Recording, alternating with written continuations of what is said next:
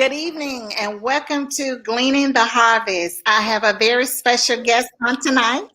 I have none other than the tech evangelist, Timothy Farmer. He's with us on tonight. And the topic tonight is church and millennials and the reentry in the church and what exactly does that look like. So Timothy Farmer is an expert on that. He has been assisting churches since this virtual thing and before that with the pandemic, just helping us out with everything, all the different churches. So he is your go-to person. Pastors that are out there that need assistance with keeping everything going, but in a different way. So he's going to talk about that tonight, and we're going to talk about the church and the millennials as well. So welcome, Timothy, and thank you. That was so sweet of you to do that for me without hesitating. So I appreciate it. Yes, thank you, Jan. Thank you so much for having me on this evening. Certainly, it is a pleasure, and I always look forward to the times that we get to connect. And so this evening, we're going to be talking about the millennial and the millennial experience. And now, since we're in the pandemic, what that's going to look like returning back to the church. So, and then my friend Jan, she'll be returning back in a moment. But where we are now, hey there, you're back. Okay. Right, I'm here.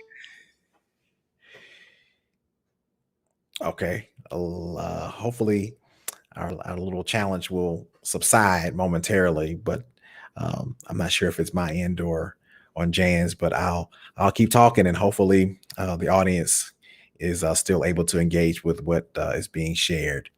So the millennial experience in the church, of course, as many of us know who are millennials or who know millennials or who are the parents of millennials, know that the experience in the church today is much different than what it was in years before. And years before, the experience in the church was like I can speak for my own church experience growing up. For myself and my brother, we didn't have a choice in going to church. Every Saturday night, it was preparation time. By the time 6 o'clock rolled around, we were preparing for the worship experience for the Sunday morning. And so what that looked like, that was my mother and even my father as well, working to prepare the meal for that Sunday. Also, that included ironing our clothes. So our church or our home had a church getting ready for church smell. There was greens cooking on the stove, and there was the smell of my mother preparing her hair with the heat and the oil or the hairspray that goes along with that. And then there was the smell of the wave grease. So there was a preparation process because we didn't have a choice but to go to church. And so now that looks a lot different. The Saturday night experience is different for the households today of those who are millennials, because now there is a choice of what to do on a Sunday. My pastor, Dr. William E. Flippin Sr., he would say that his parents had a drug problem, and I would attest that my parents did as well, because they drug us to Sunday school on a Sunday morning. My dad was a superintendent of Sunday school, and my mom sang in a choir and was involved in church. And also during the week, there were church events to which we were drugged to. And so we didn't have a choice. But now the playing field is much different. The Sunday experience has to compete with so many other things as it relates to sporting events. And many of the millennials now are parents, to which there are practices of baseball teams and dance recitals that are now on a Sunday, in addition to the worship experience. So the Sunday market share of primarily being worship is much different. And so therefore, the church, as times continue to move forward, the church also has to be progressive as far as meeting the needs of the millennials, but doing so in a way that will allow for them to still be attracted to what the church has to offer. And so with that being said, there are a couple of things for pastors or ministry leaders or preachers or even those who are millennials themselves who work in ministry, just some things to just be sensitive to and to look out for as it relates to how ministry unfolds. As Jan did state, my name is Timothy Farmer, and I work as a technology and communications director at Cascade United Methodist Church. And one of the things that we do there is we work tirelessly to ensure that the worship experience is millennial friendly, so that they would, in a sense, be attracted to the worship experience and then be engaged in all of what our worship services have to offer. So, and of course, with us being in the pandemic right now, our church experience looks a whole lot different from what it was even before, both for millennials as well as baby boomers and traditionalists, and all spectrums of the ages that are a part of our congregation. So, and with millennials, with them being raised in a place, or now being in a time where there's so much to compete with on a Sunday morning, brings the need for the importance of technology and having opportunities for your ministry to be beyond the walls of the actual physical space. And the great thing with us being in this pandemic, it has stretched many ministries to think outside of the box as far as still keeping people connected, which has been certainly a blessing for those who can't get, of course, right now to the church, physical church building. But even now for that millennial population who spend a great majority of their time during the day on their mobile device, can engage and connect with ministry via their mobile device. There are studies that suggest that a millennial looks at their phone for one reason or the other every single day, at least 110 times per day. And I'm sure those of us who work in IT or who are technology professionals look at them even more every day. And so having the worship experience, having Christian education opportunities at the palm of a person's hand in their mobile device in these days is critical, more now so than ever, even as it relates to the worship experience. Because if a person is on social media, as they swipe up and down on their mobile device, there are thousands of worship services that they can experience. So I was just going on. Is that Thank you. okay? Thank you. I don't know. Okay. Good thing you're the tech evangelist tonight. Yeah. So, there's just so many ways to connect with people. And I was just sharing, Jan, that in today's time, with us being in the midst of this pandemic, it's more critical now to connect with millennials for worship and for Christian education opportunities, more so now than ever, because there's just so many things that are competing with their time. And so, because now, in addition to that which competes with a Sunday, you have people who are working from home, who are trying to keep their sanity by raising kids at home and being at home with them all day, every day. And so it's the church's role now to meet the needs, not only of millennials, but of all age groups with technology, but even more so millennials, because the millennial population now is the future of our church, will ultimately carry our church on. Absolutely. Yeah. And, and many churches also have schools, as well. So that's another thing to consider as well. We want to keep the youth ministry going strong and doing some other things with our youth. So that's extremely important. I agree. Yes. Yeah. So, And go ahead. okay, go ahead. So what does it look like when we come back, do you think? Or, Mhm. we hear that it's about to be another, breakout. So how do we handle that? So I think what that's going to look like, certainly in the once we get to the physical space, I think there are going to be some things that will need to be in place to connect people without physically connecting them, um, even as it relates to giving and worship bulletins and things really we should have been doing a long time ago as it relates to incorporating technology.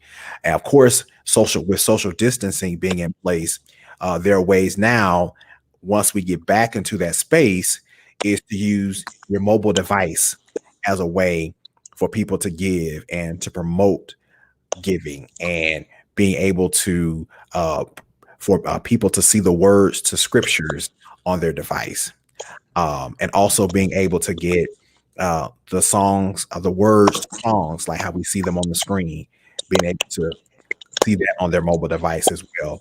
Um, it's also going to require for Christian education tools that connect people online.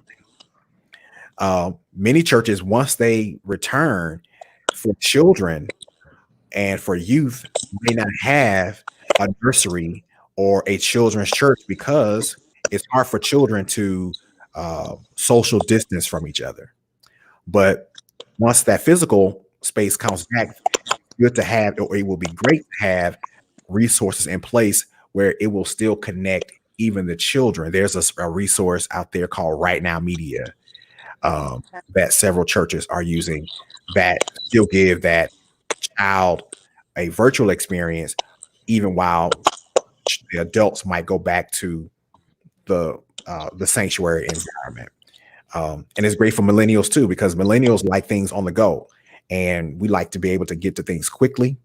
We like to be able to get to things on our whatever devices we have through mobile apps, so that way we can still stay connected, but not feel as though we are confined to a physical space. Absolutely. Mhm. Yes. And I do think too that a lot of people will continue to watch service online, and just engage online. It's just so many ways that we can, engage our youth and as well as our, adults on church. Mhm. So we don't necessarily lose it. And I think we just have to come to the conclusion that, you and I, we love technology. We all about technology. So anything that's technology, we will choose that over anything. Mhm. But I think we've come to the conclusion now is that we really do have to consider, technology you know, as the core of the church moving forward. How they're doing the virtual choirs now. I just don't see things going back to the traditional way. And I was thinking, remember a time when um choirs was so important, like when the Clark sisters, when they had that, it brought back so many memories. And Mhm. then it got to the point where, and you had the robes. And Yeah. then it got to the point where you would say, on this Sunday we're going to wear red and black, next week we'll wear orange and blue, or whatever the color is, Yes. and it Yes. became a praise team, Oh yeah. just a few Oh yeah. people. Yeah. So I we remember those days. transitioned Mhm. from that. So Yeah. now we're having to go to another transition, Yeah. and it used to be you would have a pulpit. In some churches, most time, they don't have a pulpit, many churches don't. And some still do, but things are changing. And so I think we just have to be open minded and just accept the fact that it is really changing to something different. It is going to look different moving forward. And we have to embrace that. Yeah, definitely having to embrace that, even like you mentioned to the music ministry, because I remember, back to the choirs, man, if it was a special day, and on those special days, the choir would march in from the back, and that was just something to see. But now, getting our senior uh, members accustomed to virtual choir, where they have to put in their headphones and they have to listen to the track and record themselves, it's been Uh-huh. quite an experience. But the more and more that they do it, the more they see and they look forward to seeing themselves as a part of that virtual worship experience. And then I even debate now, because many churches, in addition to recording their services live on a Sunday, just with the pastor and maybe the praise team in the building, and I encourage this. is many churches now are pre-recording their worship service. Mhm. So that brings into question, is church does church really have to be church on Sunday, whereas it can be developed previous on another day and then streamed on a Sunday. So Right. that's been a shift for many pastors as well, and church members who participate in worship, to have to do it earlier and then actually put it together and then broadcast it on Sunday. Yeah. Right. So Yeah. Yeah, I see that is happening a lot. And I think what we're finding out, even, we work in the school district, is that, majority of the work, majority of everything will be online, and what we're finding out is it doesn't take a building anymore to do things that need to be done. Now a church can just get a studio, so to mhm, speak. mhm. You Yeah. don't necessarily need a building with a youth department and all these different things in there.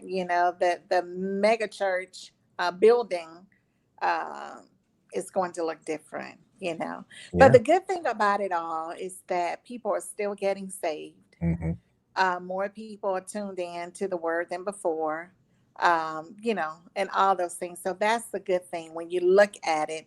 I do think that God is just visiting homes more, because this has forced everybody to do things differently. We want to be entertained in the church, and I think a lot of times we have this program in mind. Mhm. You know, Mhm. when now you got the choir, so you can get your praise and worship on. You don't have to worry about who's watching you or anything of that sort. You get the word, you can replay it over and over again, because that's what I find myself doing, Yeah. Yeah. And you and can in the engage comfort of your home. Yeah, and you can engage now, and even like the language for pastors, the language now has to change in terms of what the traditional call and response used to be, where it used to be, touch neighbor, now it's type in the chat. Or, Right. when it used to be, can I get a witness? Now, send me hearts or send me a couple of hearts or give me a thumbs up if hear what I'm saying. Right. Nice. And so Yes. that's been an adjustment, especially for some of our senior pastors, who are that's just part of their language, to have to shift that and then get accustomed to being able to communicate with people via the message board on whatever social media platform that they're using. So even other aspects of the worship service, never would I have imagined receiving or even administering communion from home. Exactly. Hmm. And so and funerals, and how what that looks like, and understanding. But the good thing is, I think even with this pandemic, it's shifting us to a point where we think more creatively. It causes us to be more innovative, and it allows us, like you said, to reach a broader audience. And that's that millennial mindset, to do things different, to be out of the box and meet their needs where they are, and being able to minister to them, for that population who would never step foot inside of a physical church. And so Right. all of those things play a role in helping us now, even more so, and more churches shifting in that way, because you have millennials who like the small church feel, but they aren't going to get up and drive to a small church every Sunday. But now those smaller churches are gravitating to that virtual experience. Hmm. Yeah. And then it's the flexibility of it all. The service started at 10 o'clock, but you can watch it at 12 o'clock, 2 o'clock, 6 o'clock a day, today, tomorrow. Mhm. So that even is a good thing. And then a lot of our millennials, they don't like to get dressed up to come to church and sit down in that traditional way. They really like to be engaged, and they can do that right with their friends, their homies or what have you, and don't have to worry about being looked at or feeling like they're being judged because they look in a certain way or something like that. So I think this is, the enemy always, and I say this all the time, he always wants things to look like it is the worst thing that could happen. Mhm. But I think with this pandemic, we have an opportunity, churches have an opportunity to really reach the young people, you know, Yeah. to really get them. And they're not afraid of technology. We always say they're digital natives, so they don't have a problem going on their phone, and their phone is what they prefer, Yeah. to Yeah. learn. They listen to their music, and now they can go to church right on their phone. And, So I yeah. think it's a great opportunity. Yeah. And they can, and the great thing with technology with millennials, Mhm. they are building relationships even more so with our senior populations because many of them have parents who might not have been savvy before the pandemic, or grandparents who they still want to go to church. And so, hey, I need you to help me get on that Facebook, or get on the Twitter. So Yeah, you're right. so I can figure out how to get connected to my church. And so that has Mhm. been a great way to make that experience intergenerational. And then also for like you said, for the ones who might feel a sense of judgment because they've been looked upon in a certain way by a church member. Now this helps to bridge that gap by allowing them to connect with that population. And then even I know some churches are uh, offering their virtual service where you can listen to it over the phone. So now that millennial population is showing, okay, grandmama or mama, you can just dial the number and you can listen to the virtual service. So I think it's bringing about a connection. And then with millennials, everything now is heavily based on, for them, social justice. Everything, or quite a bit of what they gravitate to, is based on a cause. Even as we witness with the protests and what we witness on the news, that millennial and even younger than millennial population are the ones leading that. And so the church being socially conscious, being socially relevant, and allowing for opportunities, even virtually, for them to connect or to volunteer. There are ways now where you can get volunteers virtually to be able to help with uh, answering the prayer calls or responding to the new members who fill out the form online.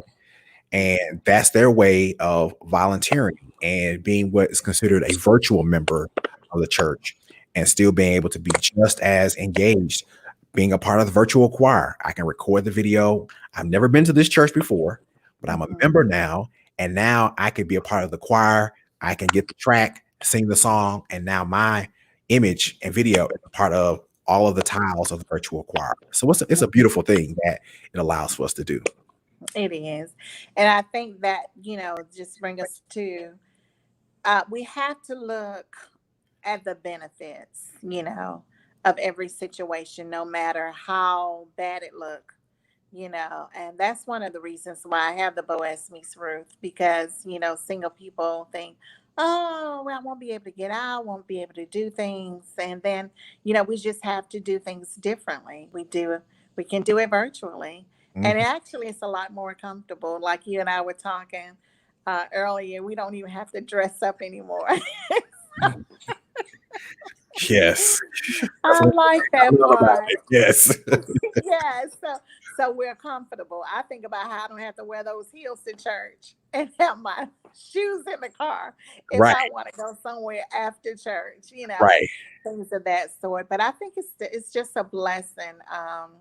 It's just an opportunity for us to meet everybody needs, Yeah, yeah. and develop better relationships. I like what you said about that grandchild can help that grandparent now to get on YouTube and all of that. I had to help my mom watch her service online and subscribe to it, so she Mhm, can get it with all this. But one thing about her, she's pretty quick. You mhm, show her mhm, something one time and she run with it. mhm, mhm. So it is a great thing. So I just appreciate you. I appreciate this conversation, and just discussing about what it's going to look like moving forward. Mhm. What are some? So, what do you suggest some churches do at this point to prepare for this next wave and for the unknown? we don't really know. Some people saying this is only temporary, Mhm. but it might necessarily be a long term or a permanent situation, a Yeah, new way of doing things. So, what yeah. do you suggest churches do, and how would they connect with you, so that you're able to assist them to be prepared? Sure. So the first thing I would suggest that a church does, if they have not done so already, is to develop a group of technology volunteers. And Okay. this could be in addition to the team who might put together the virtual worship service or the media team, but a group of people who could serve as an advisory group or a technology strategy team to be the group to help implement the transition, the technology part of the transition back into the church. So whatever might have been paper, how can we make it digital when we go back into the worship experience? So I would, for a pastor or a ministry leader or an executive pastor or whomever might be in leadership, that would be one of the first things if they've not done so to do is, and then connect with those people on Zoom, have a conversation, and then from there, then identify some tools that would be the things that will be needed going back into the church service. And there are a gamut of tools out there, and I can share my email address. And if anyone needs a list of those tools, and I'll be more than happy to send them. And my email address is info at farmertechgroup.com. And you can send me an email, and I can get those that list of tools that you would need for transitioning your bulletin from paper to digital, um, incorporating online giving. If a church now isn't doing online giving, Jan, I'm going to put them on the top of my prayer list because Okay. online giving now, if you don't have that, It's a must. that is a must. And how you can incorporate it and make it efficient and effective, both now and even thereafter. And so those are two Yeah. things. Mhm. The Okay. tools. Now, And what is your email address again? my email address is info at Uh-huh. farmertechgroup.com. Okay. Mhm. Yeah, and I'll be more than happy to send them the resources. Also, I'm on social media at Farmer Tech Group, and I've recorded several church technology videos. That the most recent one discusses steps for transitioning back into the church. I call it rebooting your CPU. We know the CPU as our computer, but I use Mhm. CPU as the church property usage, rebooting your church property usage, starting everything back up. Okay. Yeah, Okay. yeah. Well, great. That is awesome. So I appreciate you again coming out, and I can assure you all that he is the right person. We have worked together now. How many years? For about, I think about 6 or 7 years now. Has it been that Yeah, long? Okay. yeah. All right. You're getting old. Yeah. Okay. You're getting better. You're getting better. That's right. So, yeah. So, can you pray us out for Sure, tonight? sure, sure, Okay. Thank sure. you. Lord, we thank you for this day. We thank you for you being God and you being God all by yourself. Lord, we are grateful for this opportunity to connect even in this virtual space. And we thank you for your presence in this space because we know that your omnipresence also exists in a virtual world. We thank you for my colleague and friend, Dan Dickerson, and all of that she's doing to help expand our knowledge through this broadcast. Pray that you would continue to expand her territory. Thank you for what has been shared tonight, and we pray that it will be a blessing to those who are watching and even beyond. That we continue to be the church, not just the physical church, but the church that you have called us to be. And we'll be careful, Lord, to give you all glory and praise. It's in Jesus' name we pray. Amen. Amen. Thank you. I appreciate that. So, someone wanted to know if they could, oh, they wanted your email information. It's on the screen, Donna. Um, Hey, it's Donna. info at farmertechgroup.com. Yes. Okay. Well, thank you. So tomorrow night, those of you who are interested in the What Men Want Chop It Up series is tomorrow night at 8 o'clock. we have 4 guests. So you need to join us on YouTube Live or on here at Boaz Meets Ruth at 8 o'clock tomorrow night. We have 4 pastors. And the topic is what is a godly wife from the preacher's perspective? So That's we good. have Pastor David Roy. We also have Pastor Lloyd. I think you mentioned that you knew him. Mhm, mhm. Yes, from West Side. And we'll have Minister Ronna Brumby and also Minister Ken Irvin. So tonight Mhm. is going to be exciting. So I hope that you all can come out.